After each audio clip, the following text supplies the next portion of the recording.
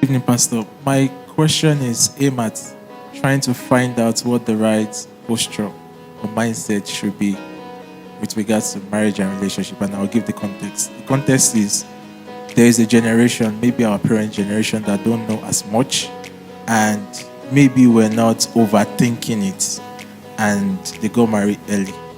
And there is another that, they've taught us into almost saying the way to have hell on earth is if you marry the wrong person, and they say all of those things, and also the teaching of purpose. Someone must align with your purpose and your spirituality and all.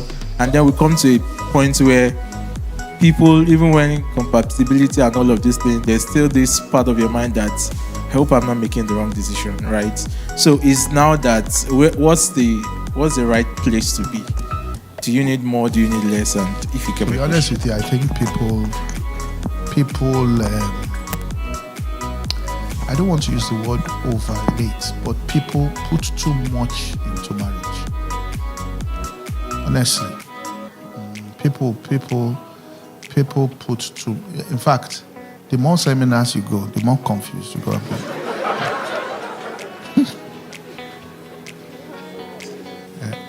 Marriage matter is not that complex. Okay. Right? It's not that complex. And one of the major reasons why with the parents' generation, they were not as exposed to things that trigger the sensuality of people. So this generation, because of all the kind of exposure people have, so many things have been triggered that they go into marriage with those expectations, and it's unreal. It's unreal.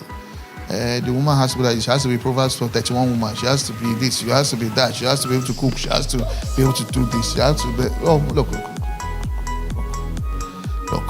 So long as you have peace, you're attracted to the person, and there is peace. If there's no peace, then don't do. But if there is peace, which is to talk, we are peace. We are friends, and all of that, and. So don't that's what people are saying. People say you have to find your purpose. God gave man work before he gave him wife. So people are saying I must find my purpose first. I must find my purpose. You see, so the whole thing has become people.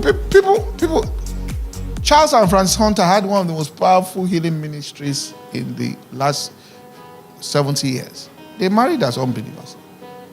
They didn't know anything. They were unbelievers when they married. And none of that. They got married. And after some time, they got born again. Maybe after 20-something years. And then they just felt, in fact, they said, were you called to healing me? She said, no, we just saw, lay your hands on the sick and they'll recover. So sometimes people have So don't start thinking, this thing that if I marry wrong, this ministry I have will not work. I guaranteed that person will marry wrong. Because the anxiety, all the things you have put will just cause problems. So just find the basics. We have said the basics here. Just make sure, don't, pray very well in the spirit. Pray in tongues very well. Okay? And then don't you say I don't want to say don't go into marriage with too much expectation on a person. What people should give to God, they are giving to human beings. So they put pressure that somebody wasn't even, the pressure is there. Role playing. Esther didn't know she would be an Esther when she became an Esther. You get what I'm saying here? Ruth didn't know she'd be a Ruth. You put Ruth, you put Esther, you put Sarah, you put, So the weight that is on, look, what you meet there, accept it. Look. If you can't cook, finish. That's your Lord. Just take your mind off it. All right, just don't over. You see, because people put too much on marriage, and so long as you have peace and both of you can live your lives to the fullness in the mind, there's peace.